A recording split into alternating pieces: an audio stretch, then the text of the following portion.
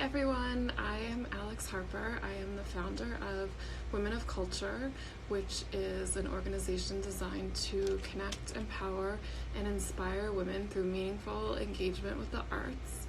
And this is part of our Women of Culture Wednesdays series, where I chat with different artists about their works and process, inspirations, and get to know all about them. So I'm super excited to have Mira Zaki on today, who is a photographer, writer, photojournalist, solopreneur, all kinds of things. So she's going to be joining us in just a minute, and let me see if I can get her on here. I'm hoping she might even give us a few little photography tips as well. So let's just see. Hopefully, there's always a little delay in getting people to join. Here we go.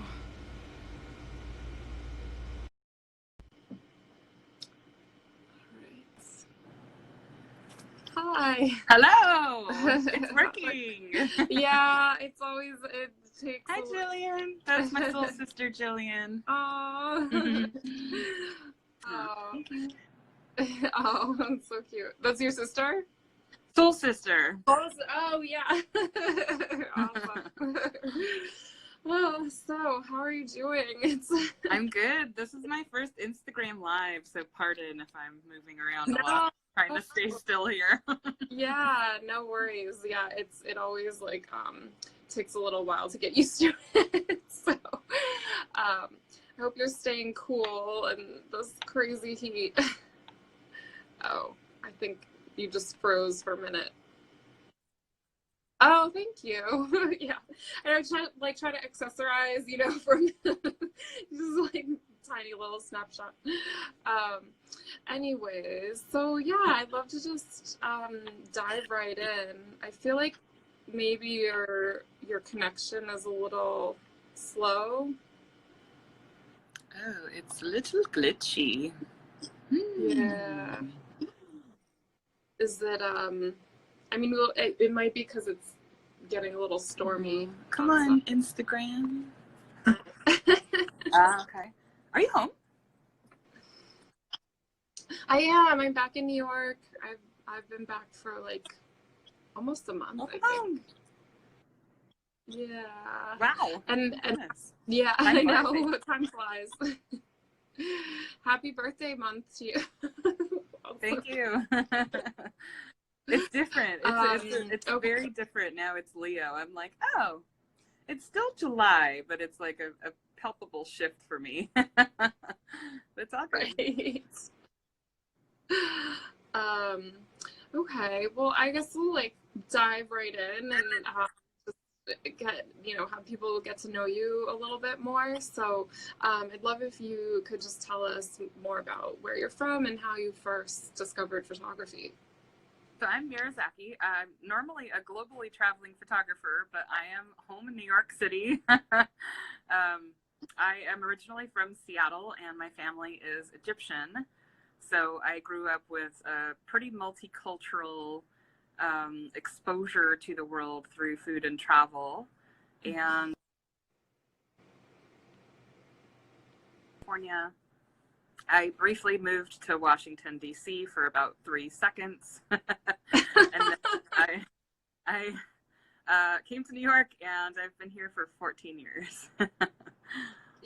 DC didn't sit right with you? I can't even say that I really experienced it because I was working 7 days a week, and I didn't even get to the Smithsonian. So yeah, it was kind of a bummer. I really didn't get to see it, but yeah, they have one of my favorite international restaurants that's only in DC in America. Okay. It's called Nando's. It's this peri peri chicken, and it's really popular in the UK and Australia. And I mean, I would go to DC for that restaurant. I don't know if they're open. Yes, I'm a culinary traveler also. Yeah. It's so good. If any other fans of Nando's are here, let's have a support group. Nando's is so good. I've never What kind of food is it? So it's actually like Portuguese recipe. It's this peri peri chicken. Oh, right. It's Okay. got like some incredibly healthy options. They have like hummus and veggies as appetizers, and it's grilled chicken, but it's just so delicious. Oh my God. So worth a trip to DC. It's I know that of all of America, they're in DC. I'm like, why aren't they here? We love they chicken. should be in New York. I know. Yeah, I think it's franchised. I'm not sure, but I mean, it has to be. Yeah, right. Write them a letter. I know, I should, right? I have to figure out if they have like takeout. Like go to DC. So funny. Yeah, so I mean, how has it been for you? Sorry, this is a different question, but like how for you being home so much? Because usually, yeah, you're globetrotting. It's not as bad. It's a little bit odd because I'm usually, in Europe in the summertime, and it's just different. I'm like, oh, is this what it looks like in the summer here? But it's also COVID, so there's just not that many people around in general. I was just walking through Times Square the other day, and just it's shocking how empty it is. And actually, I felt like it was pretty full considering it was like a daytime weekday. But yeah. I don't mind being home. I love New York. I miss it when I leave. Yeah, it's probably nice for you in a way to like actually spend some time there. Well, I've been working out of my co-working spaces on 29th and Broadway, and I packed a backpack, and I kind of like I freaked out. I was like, oh my gosh, I have to take all my stuff with me again. It's been so long since I've had to do that. Right, I know. So I kind of have, sort of adjusted to having everything in full size around me. I don't have to have the travel sizes. Right, I know. Yeah. Yeah, I mean, I'd love to just hear more about how you like got interested in photography and became, kind of decided to make this your profession. Yeah.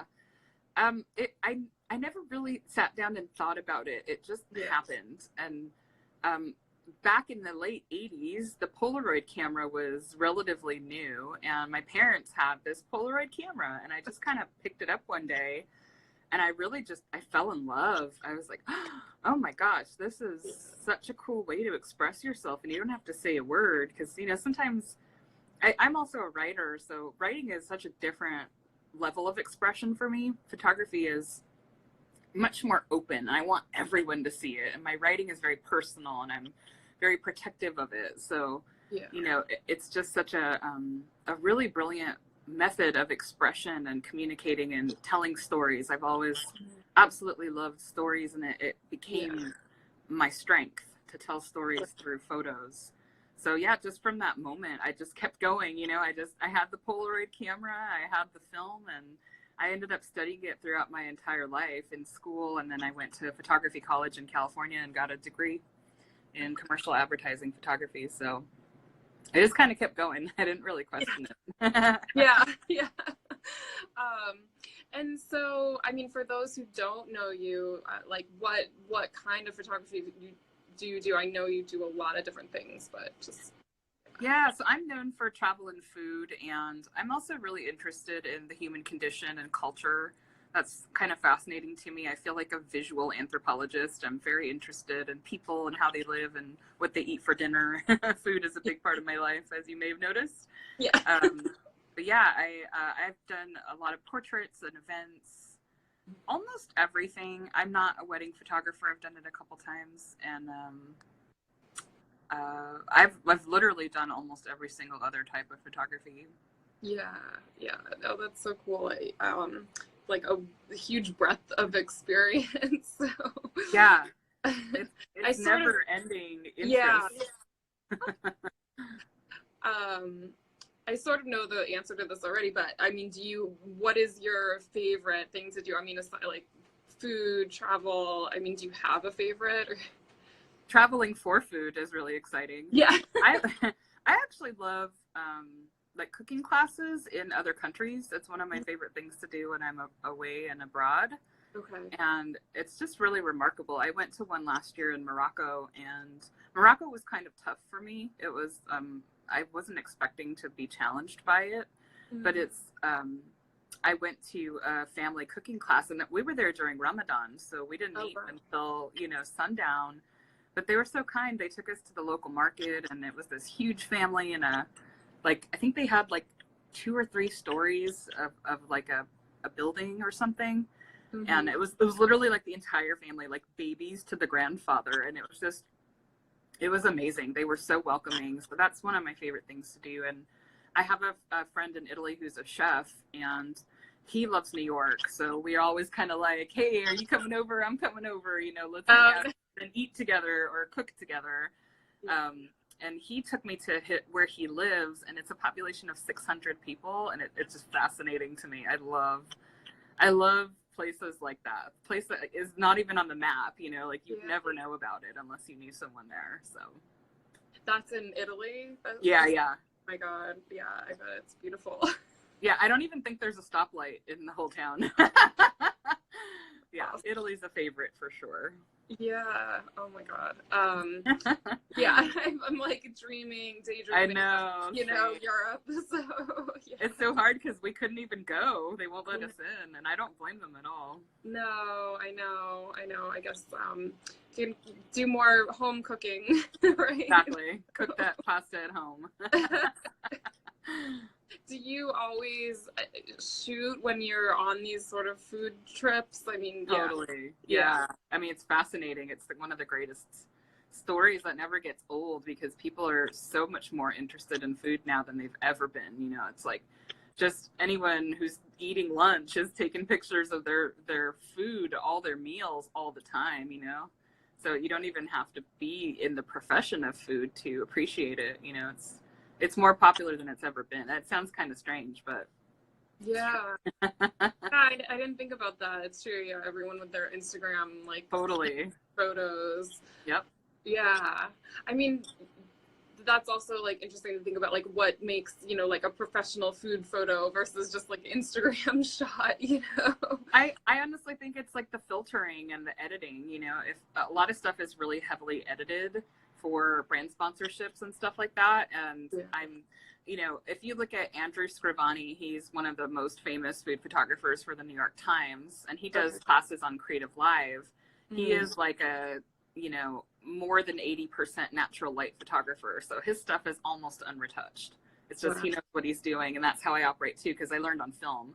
Okay. So, yeah, if you're not familiar with him, oh my gosh, and you love food, just look him up, or just look up New York Times food photographer. He's probably the first one to come up. It's just these like dramatic, beautiful, it almost looks like a landscape sometimes. It's just these beautiful scenes that make you want to dive right into it, no matter what it is. Like sometimes I'm like, I don't know what it is, but it's beautiful.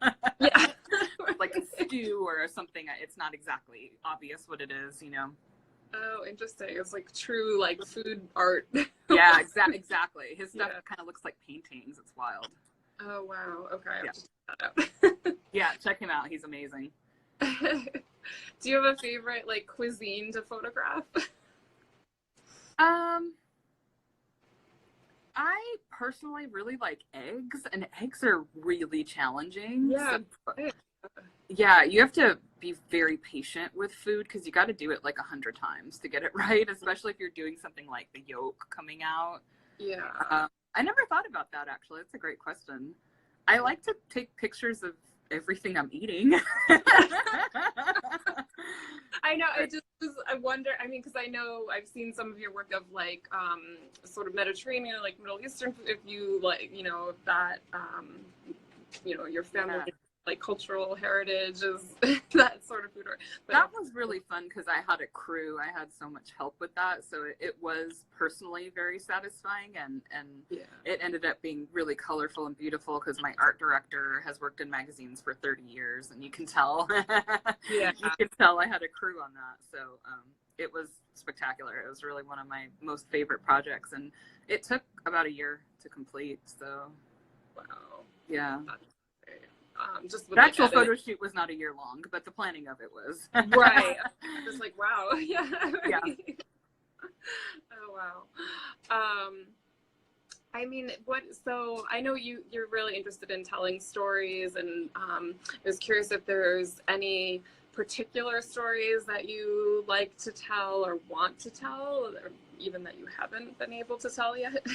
Yeah, definitely. I'm really interested in stories that are untold, things that like from around the globe that we don't know about, that's not on the news, that are human stories of culture, of people. Those are my favorite things. And I did have an experience with that when I traveled to Guatemala back in 2010 with some other, what were called citizen journalists. And so we did this story on people in Guatemala getting themselves out of a 30-year cycle of poverty and civil war through microloans. And so we had partnered with an NGO in Seattle, and we made a blurb book, and we donated all the proceeds, and it was just incredible. It was amazing to see the resilience of these people, and you know, they were so generous with us. It was unbelievable. Oh, hey, Brandy, what's up?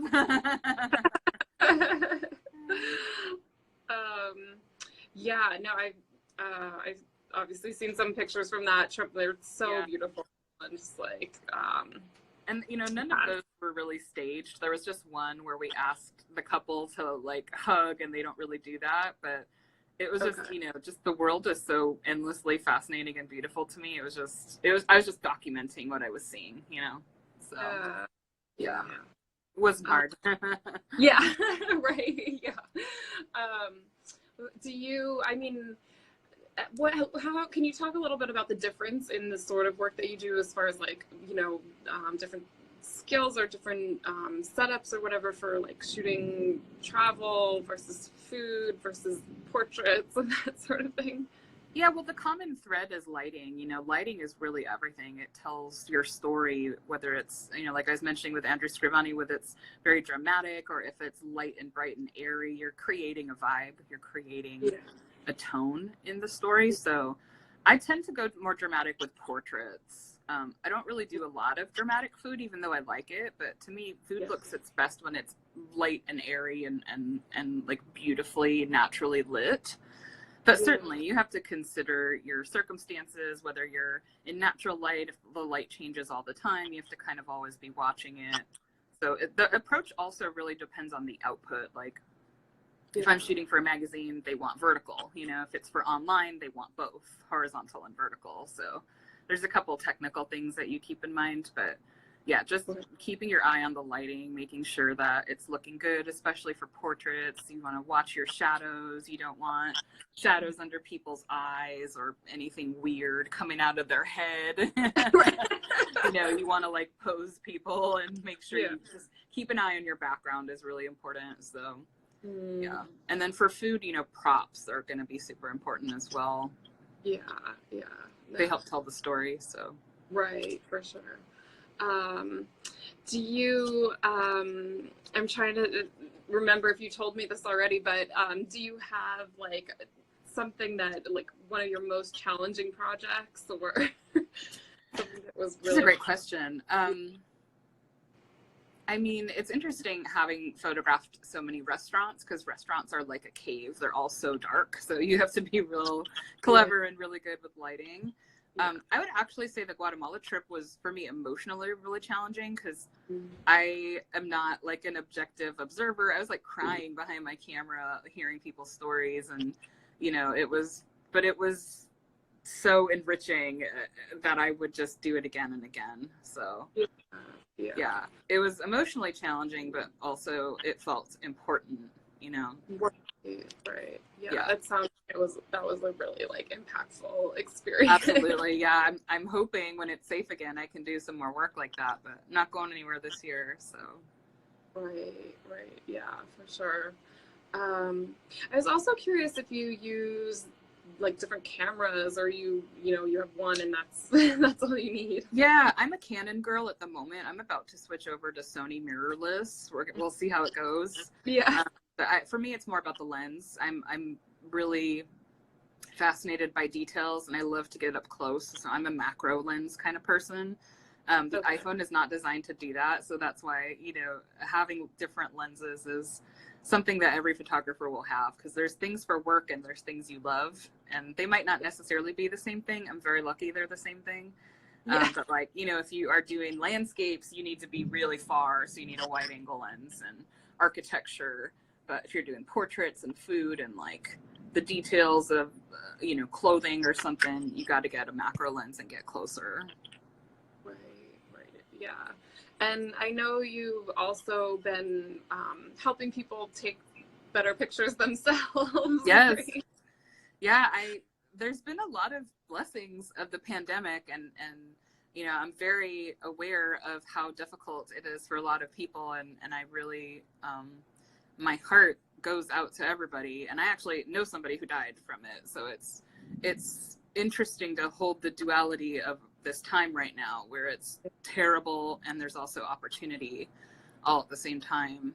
But I realized through the pandemic that I actually really enjoyed teaching photography, and I didn't know that about myself. So I started creating a series of online classes, and there's going to be more coming. So awesome. Oh, there's more too. Okay. Is it, are they all going to continue to be like smartphone based? Well, it's called that, but the principles are the same. So you could apply it to your DSLR or a point and shoot or an iPad. As long as it's not a flip phone, the principles will apply. But I was specifically asked for a smartphone class, so I just kind of called it that, because not a lot of people are even familiar with what DSLR is, and they might not want that or feel comfortable with that. So I just named it smartphone class, but it is from the point of view of the foundations of photography. So right. Yeah, I mean, I think it's so cool that you kind of discovered that love of teaching now. And, yeah, I never thought I would. You know, I was a teacher once, but I was teaching deaf children, and it was so challenging. I just cried all the time. It was not for me. I have so much respect for teachers, and I am still in touch with my teachers from like elementary school, high school, and college. They mean so much to me. But teaching is really challenging, and I think, you know, the opportunity now is that you can teach online, you can teach live, or you can teach and pre-record and just have that opportunity. So I think having these options helps me see a different point of view, you know? Yeah, definitely. That's, and so do you, I don't know if you, you feel like people can get good shots with smartphones? Like, how do you feel about that? Yeah, I mean, the iPhone in particular is getting better all the time. It's amazing. I actually just watched this stunning commercial, like a mini story commercial, and it was shot with the iPhone 11. I mean, it was outrageously beautiful. It just was like, you know, drooling over it. So yeah, certainly. And I have to go back and look because I keep referencing this, but there was a series of cover photos for Time magazine that were shot with an iPhone. Oh, wow. Okay. Yeah. So just kind of knowing what you're doing. Absolutely. Look, the iPhone is a natural light device, so it does perfectly in the outdoors. You can take a stunning landscape photo with it, or a portrait, as long as you're in that environment. And then it gets more complicated if you need to control the light. It's possible, but it requires some more skills. So right, for sure. Can you share like a tip for people with using their smartphones? Yeah. So here's a really hot tip.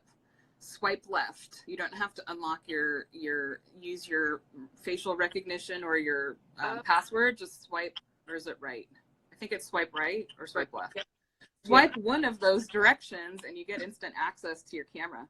Because I do a pro tip every day, photography pro tip, and yesterday it was, you know, always be ready, because things happen in a second, and they're fascinating and they're funny and they're, you know, just so entertaining. Left. Thank you, Brandy.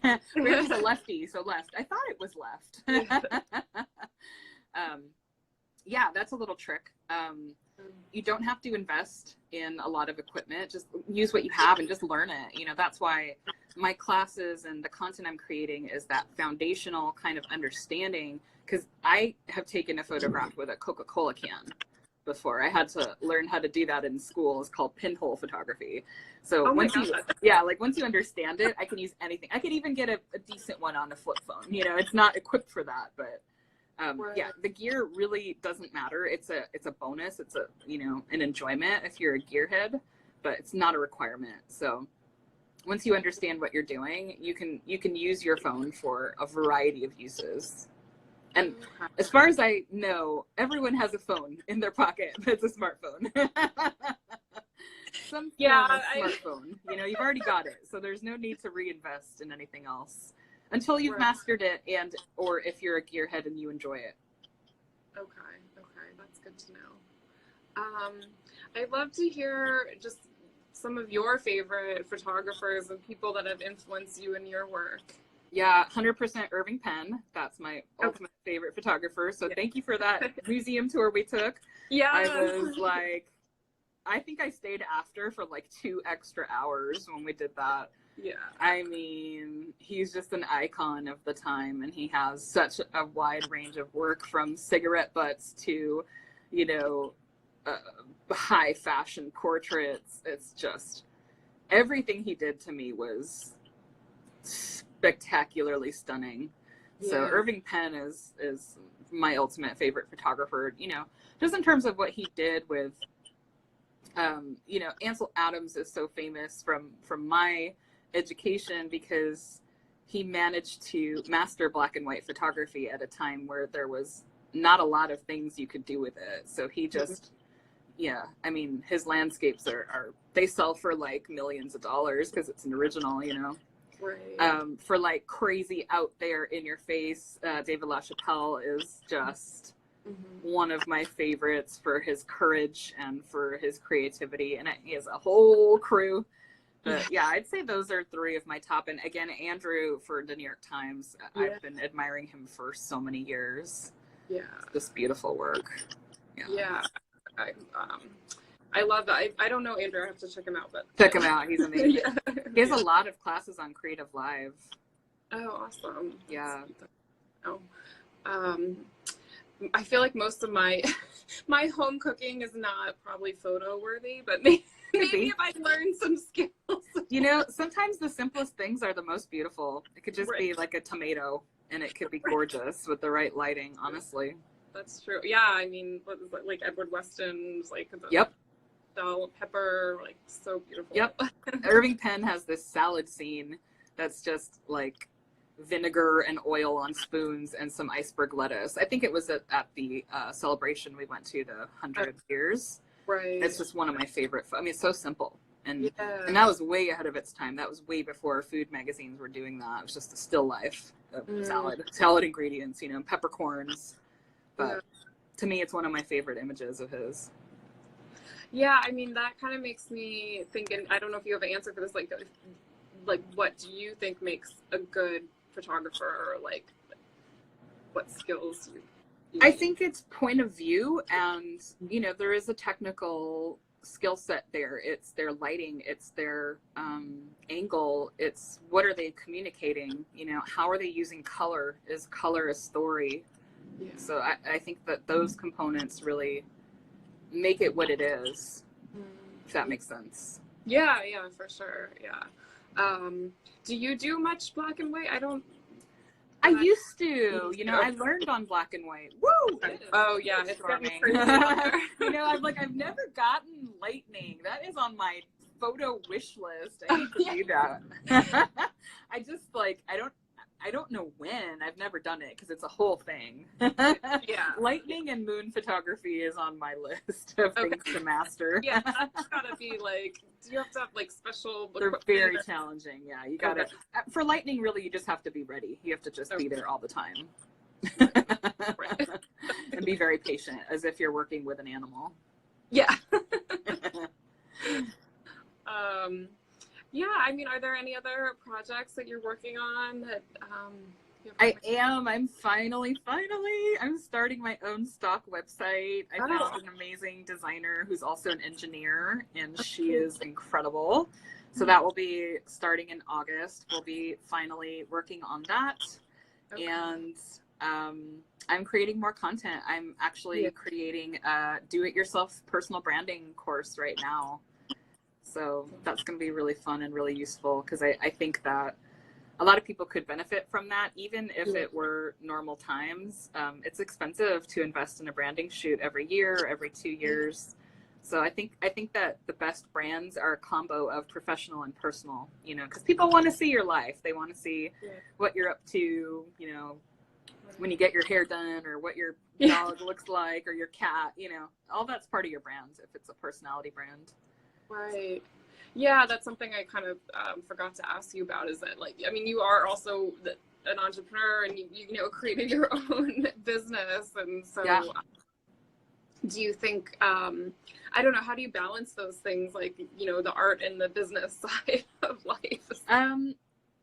I didn't do it very well for a long time because I was doing everything, and you kind of have to be in the beginning.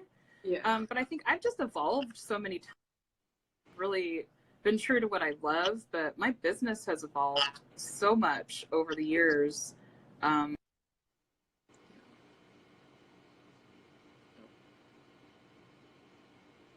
think the connection is a little, having a crazy thunderstorm. If anyone's not in New York, it's getting kind of dicey out there, so I think we might have lost her. Back.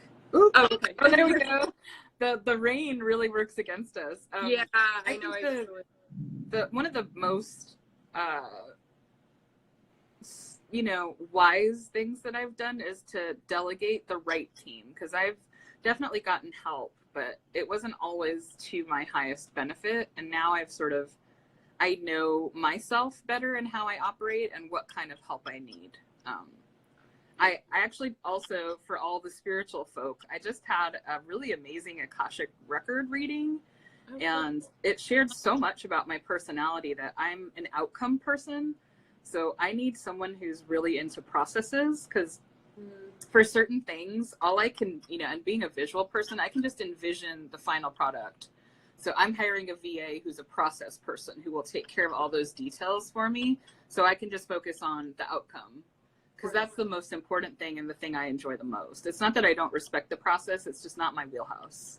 So hiring people who have the opposite, you know, complementary skill is one of the best things I've done for my business. And just knowing myself, you know, really knowing that I'm an outcome person, I am visual, I am intuitive, I am envisioning this final picture. I already see it completed, you know, so taking the steps to get there can be a little, it can drag me down a little bit. Right. Yeah. No, that's good. That's good advice too for people, for sure. Delegate to the right people. I think, you know, a lot of times people don't really interview the person that they're hiring, if it's a coach or someone who's like a mentor. And I say, interview them and see if they're right for you, not just if you're right for them. Because it's going to matter what your working relationship is like. Yeah, for sure. I wanted to go back to the stock photography thing. So that you will have, is that like, you have your own stock photography site? Oh, cool. Yeah, so instead of Getty Images, you get to buy from Mira Zaki Images. I don't know what the name is yet, but okay. Awesome. Yeah, there will be the same thing where you can get membership for a low cost, or you can purchase individual images. It's coming soon. I'm gonna do a beta as soon as I can, just to get the feedback. Yeah, it's coming soon.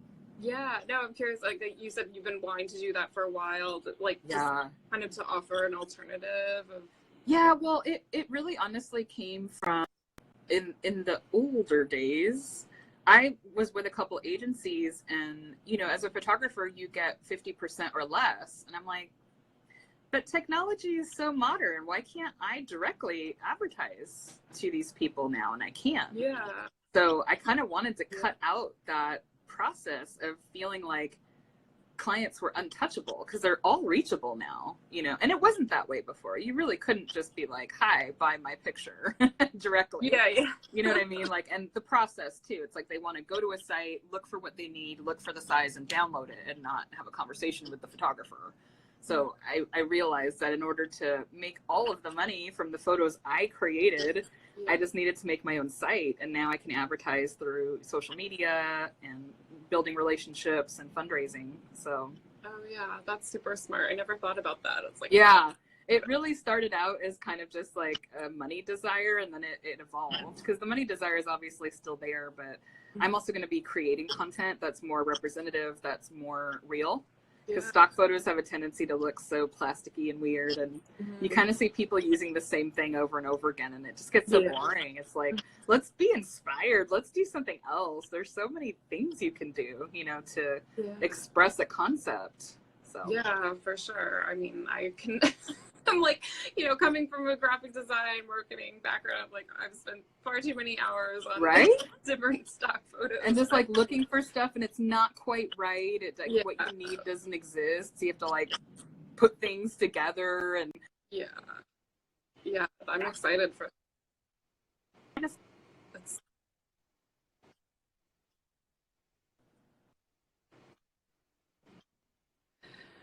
oh, I think we lost you again. I'm here. Can you see me? Okay. Getting a little glitchy. Yeah. No, that's awesome. I'm glad to hear about that and excited to see it come to fruition. Me too. It's been so long. It's been like more than 10 years. I didn't really have a concept of what would be needed on the back end for something like that. It's intense. It's a long process. I bet. So I think I finally met the person who can bring it to life, you know? That's awesome. Yeah. Cool. Well, I just want to say thank you so much for taking the time to chat with us, and definitely tell people to check out your website and your photography classes, and I'm sure we'll be in touch soon. Thank you so much for having me, and thanks for sticking with us during a sudden thunderstorm. No worries. Gives a little visual interest. We got some good lightning. I know. Keep it dramatic. Woo, yeah. I want to take a picture of the lightning so bad. I might just cry. All right. Well, have a good night. Thank you. You too. Okay. Bye, everyone.